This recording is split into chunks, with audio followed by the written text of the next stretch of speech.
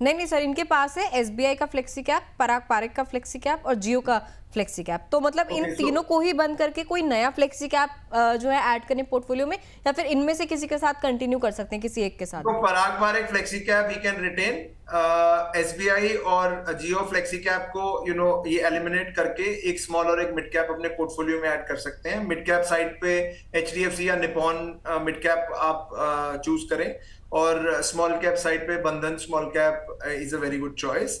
ICICI mid cap भी एक अच्छी चॉइस है जो आपके पोर्टफोलियो में आ सकती है। बंधन स्मॉल कैप काफी दिन से हम देख रहे हैं सर, बहुत सारे जो हमारे एक्सपर्ट हैं इस फंड की बड़ी रिकमेंडेशन देते हैं बंधन के स्मॉल कैप की। कुछ अगर मैं जानना चाहूँ ऐसी क्या खासियत है इसमें? देखिए, एक तो परफॉर्मेंस डेफिनेटली, और सेकेंडली पोर्टफोलियो में स्मॉल कैप के ऊपर बहुत ज्यादा डिपेंडेंसी होती है स्कीम स्टॉक्स आइडेंटिफाई करने की।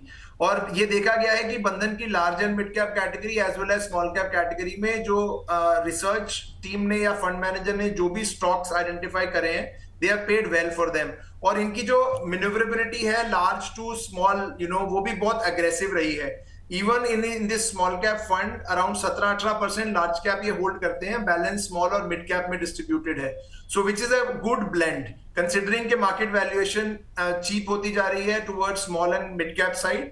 हैंसफोर्थ फंड मैनेजर ने ओवरवेट जाके इस पूरी अपसाइड को कैप्चर किया है अपने पोर्टफोलियो में। ठीक है, तो स्ट्रैटेजी जो है इनकी इसे अट्रैक्टिव बना रही है। ठीक है, क्योंकि ये 173 के पोर्टफोलियो में जियो का फ्लेक्सी कैप था। एक और डेटा लेकर आते हैं स्क्रीन पर, नए फ्लेक्सी कैप फंड्स की चाल जो है कैसी चल रही है। हाल ही में जो नए नए फ्लेक्सी कैप फंड्स जो है मार्केट में लॉन्च हुए, लोगों ने उसमें जो है रुझान भी अपना दिखाया है। जैसे कि हमारे इन व्यूअर ने जियो का फ्लेक्सी कैप जो अपने पोर्टफोलियो में ऐड किया, इस तरीके से किस तरीके का रिटर्न जो है 3 महीने का रिटर्न अगर देख के चलें, सबसे पहले लिस्ट में है एबेकस का फ्लेक्सी कैप फंड, उसके बाद है लिस्ट में यूनिफाई का फ्लेक्सी कैप फंड, उसके बाद है दी वेल्थ का फ्लेक्सी कैप फंड, इसके अलावा जियो ब्लैक रॉक का फ्लेक्सी कैप फंड है, capital mind flexi cap fund है। अगर लिस्ट में देखें एबेकस का जो फ्लेक्सी कैप फंड है, ये मेरे ख्याल से ग्राफिक्स में कुछ गलती है सर। एबेकस के फ्लेक्सी कैप फंड पे अगर हम देखें 3 महीने में 15 से 16% तक के रिटर्न में इसके देख पा रही हूँ। जियो के तो खैर 8% तक ही है। नई एएमसी तो सर मतलब नया फंड तो एबेकस का भी है फ्लेक्सी कैप, इतने बढ़िया रिटर्न, क्या मतलब आप क्या कहना चाहेंगे, आपकी क्या टिप्पणी रहेगी इस पे? क्या निवेशकों को इसकी तरफ थोड़ा ध्यान देना चाहिए?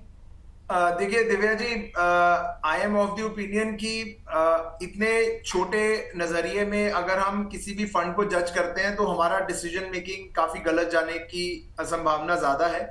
सो 15 दिन या मिनिमम 1 साल का भी अगर आप परफॉर्मेंस देख के किसी फंड में निवेश करने का डिसीजन लेते हैं तो चांसेस ऑफ एरर आर मोर।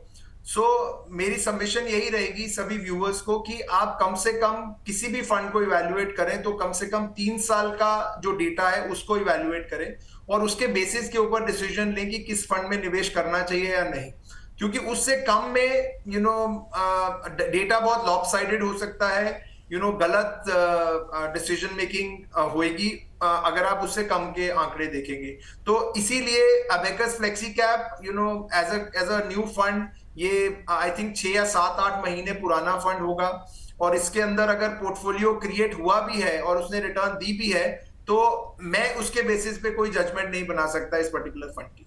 तो सर कितने टाइम बाद जैसे कोई नया फंड लॉन्च होता है, एबेकस का ही ले लीजिए, मान लीजिए फॉर एग्जांपल है जियो ब्लैक रॉक का फ्लेक्सी कैप है, काफ़ी ज़्यादा चर्चा में रहते हैं ये दोनों फंड्स, न्यूज़ में दिखते रहते हैं, कई बार लॉन्च के टाइम भी काफ़ी चर्चा में थे। कितने टाइम बाद जो हमारे रिटेल इन्वेस्टर हैं, हमारे जैसे ग्राउंड लेवल इन्वेस्टर हैं, उन्हें किसी फंड को सिलेक्ट करना चाहिए? अगर न्यूली लॉन्च है तो कितना टाइम का वेट करें, परफॉर्मेंस देखें उसकी, उसके बाद उसे अपने पोर्टफोलियो में ऐड करें?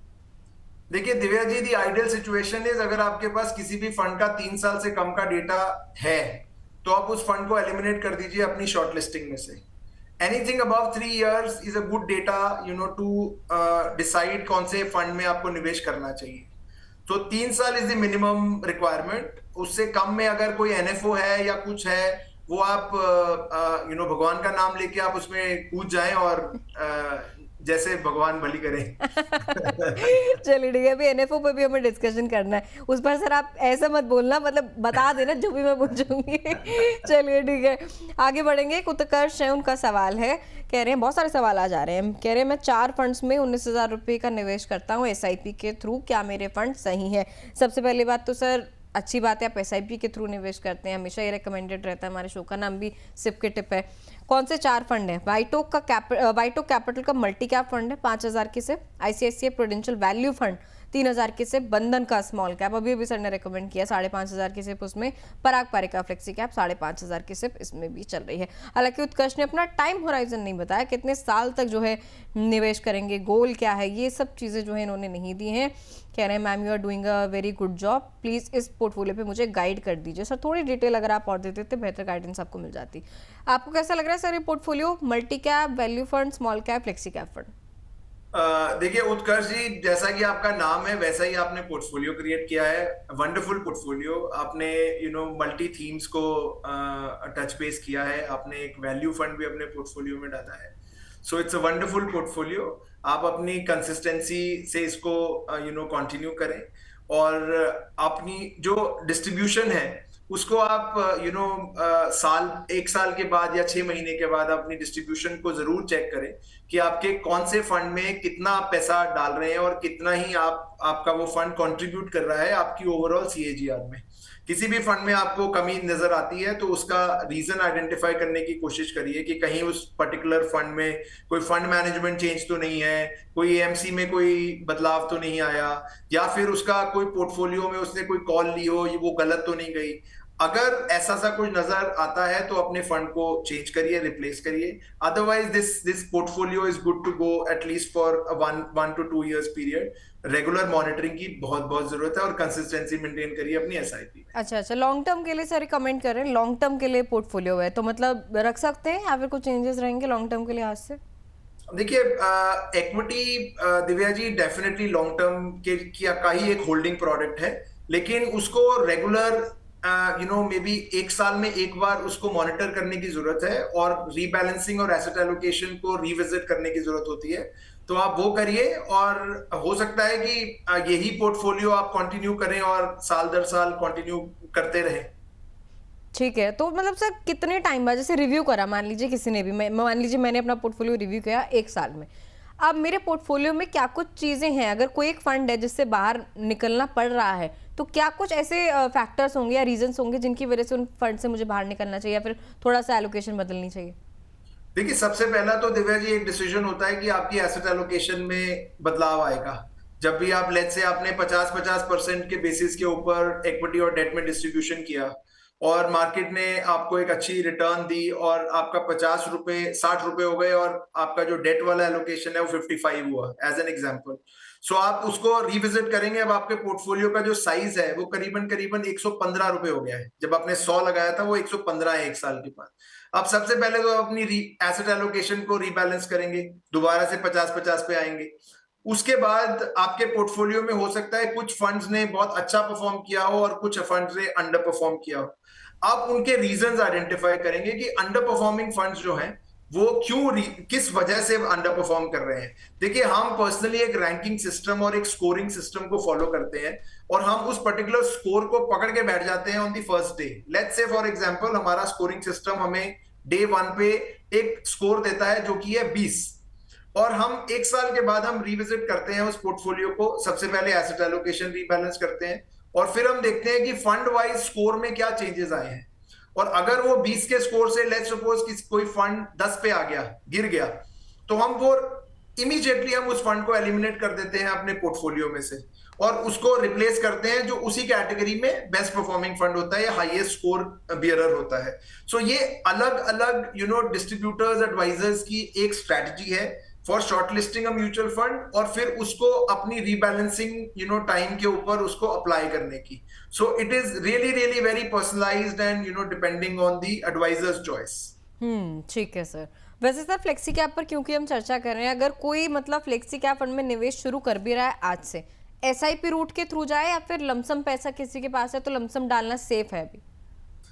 देखिए हमेशा से ये चीज देखी गई है Divya ji that investing into the market थोड़ा स्टैगर करके अगर आप निवेश डालेंगे तो वो हमेशा आपको ज्यादा पे ऑफ करेगा, क्योंकि इमीडिएट वॉलेटिलिटी अगर आपके पोर्टफोलियो में आपके पोर्टफोलियो को पुल डाउन करती है तो उससे रिकवर करना थोड़ा सा ज्यादा समय ले जाता है और डिफिकल्ट होता है। सो अगर आप एसआईपी के बेसिस पे आएंगे that is the best opportunity. अगर आपके पास लमसम भी है तो आप एसटीपी की स्ट्रैटेजी के थ्रू पैसा डालिए बाजार में, और उसको वीकली या डेली बेसिस के ऊपर भी आप एसटीपी कर सकते हैं। तो उसको एक स्टैगर्ड मैनर में 2 से 3 महीने में उस निवेश को बाजार में एंट्री दीजिए। ये भी कर सकते हैं कि आप 20% या 10% लमसम निवेश करें और बैलेंस का एक एसटीपी बुक कर दें। So staggered investing is the best thing to do. और वो कहते हैं ना, एक फ्रेज है, well begun is half done. So this is the well begun state. ठीक है sir.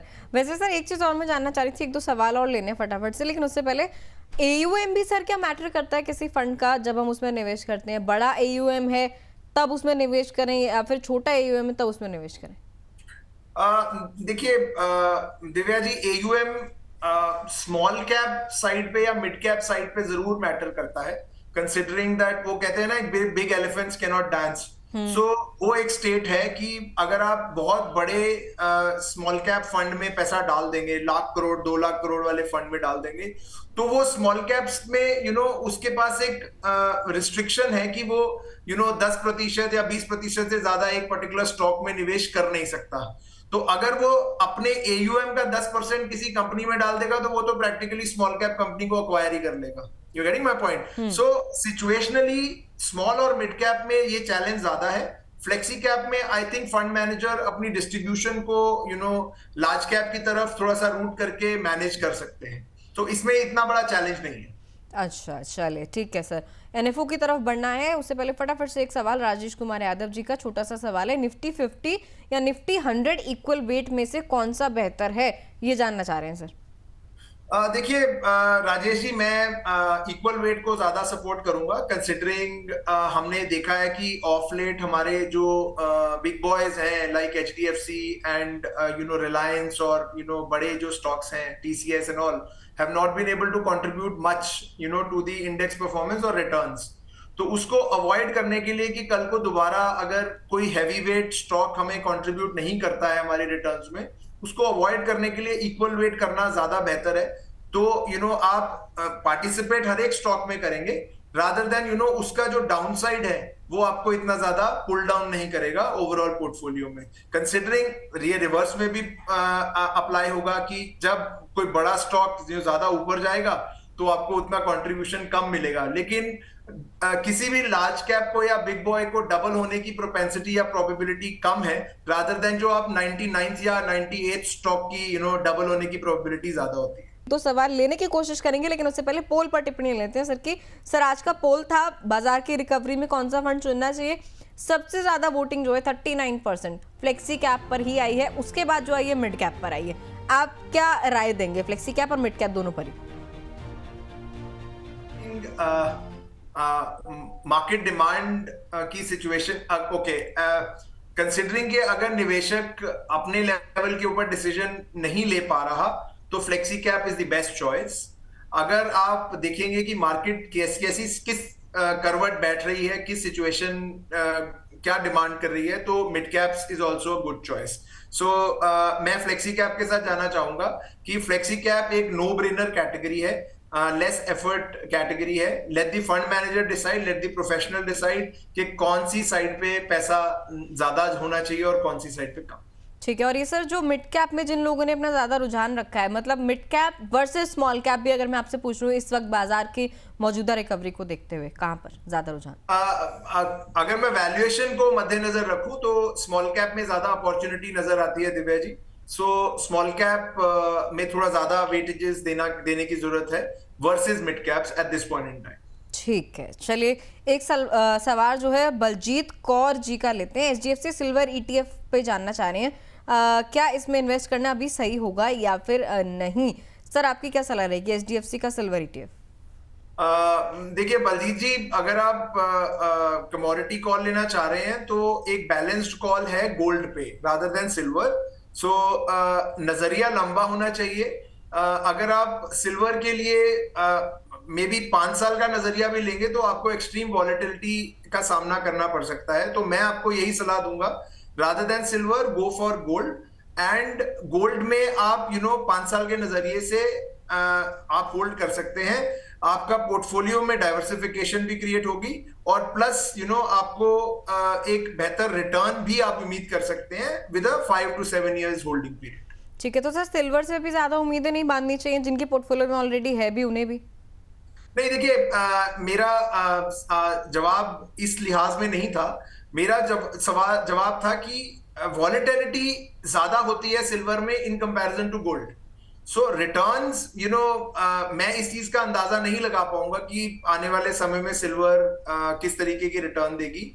It can go up, it can go down, I have no clue about it. But the only thing is, अगर आप एक retail investor की बात करें जो कि सिर्फ उसके पास एक टूल है कि वो इन्वेस्टमेंट को लंबे समय तक चला सकता है, तो gold is a better choice than silver. It has less volatility. ठीक है, लंबे टाइम तक आप उसको लेकर चल सकते हैं और फिर इन्फ्लेशन हेजिंग टूल भी उसे कहा जाता है। एक सवाल और फटाफट से छोटा सा, पिंटू कुमार जी का पोर्टफोलियो है, बहुत देर से अपना पोर्टफोलियो भेज रहे हैं। पोर्टफोलियो इनका स्क्रीन पर फटाफट से फ्लैश कर देते हैं। 10 साल के लिए पोर्टफोलियो है। ICICI flexi cap, Motilal mid cap, Bandhan small cap, Invesco mid cap, HDFC flexi cap और ईडलवाइस का गोल्ड एंड सिल्वर फंड। ये सब तमाम फंड जो आप देख रहे हैं सब में 1,000 की सिप है। इसके अलावा 10 साल के लिए पोर्टफोलियो है और ये इस पोर्टफोलियो में नैस्डैक 100 का कोई फंड जो है लेना चाहते हैं, उस पर आपकी राय मांग रहे हैं। फटाफट से आपकी कोई टिप्पणी और ये पोर्टफोलियो देखिए, कैसा है? पिंटू कुमार जी, आपका पोर्टफोलियो वेल डाइवर्सिफाइड है एक्सेप्ट ICICI फ्लेक्सी कैप। ये कैटेगरी में काफी लो परफॉर्म करता है, तो आप ICICI फ्लेक्सी कैप की जगह अपना स्मॉल और मिड कैप में अगर आप एग्रेसिव पोर्टफोलियो बनाना चाहते हैं तो उसमें आप एलोकेशन बढ़ा सकते हैं। और स्मॉल और मिड कैप में भी बंधन small cap is a better choice. Motilal mid cap के ऊपर मेरे को लंबे समय के नजरिए से I have questions on that, but still आप विजिलेंट रहें, रेगुलरली मॉनिटर करते रहें। जो नैस्डैक फंड की आपने चॉइस बताई है, अनफॉर्चुनेटली अभी हम उसमें ऐड नहीं कर पा रहे हैं क्योंकि हमारी वो सीलिंग ब्रीच हो गई है। ईडलवीज या फिर फ्रैंकलिन के कुछ ग्लोबल फंड्स एक्सेप्ट कर रहे हैं SIPs at this point in time, आप वो एक इवेल्युएट कर सकते हैं। Rest portfolio is doing fine, you should continue holding. और ये जो आपने गोल्ड सिल्वर की ईडलवीज की चॉइस ली है, अगर ये 50-50 वाली चॉइस है तो फिर आपको सिल्वर से अपना एलोकेशन कम कर देना चाहिए और गोल्ड में बढ़ा देना चाहिए, रादर देन अगर ये डायनेमिक चॉइस है कि फंड मैनेजर कभी भी कम ज्यादा कर सकता है, तो this is a good point. ठीक है, तो ये राय जो है पिंटू कुमार जी के पोर्टफोलियो पर निकल कर आती हुई। हालांकि नैस्डैक 100 पर मैं और चर्चा करना चाह रही थी लेकिन समय हमारे पास नहीं है। चलिए, thank you so much Ankush sir, आज के सिप के टिप में आपने समय निकाला, आप जुड़े हमारे साथ। बहुत सारे मुझे लगता है फ्लेक्सी कैप के साथ कई तमाम चीज़ें जो हैं कवर हो गई हैं। Thank you so much sir.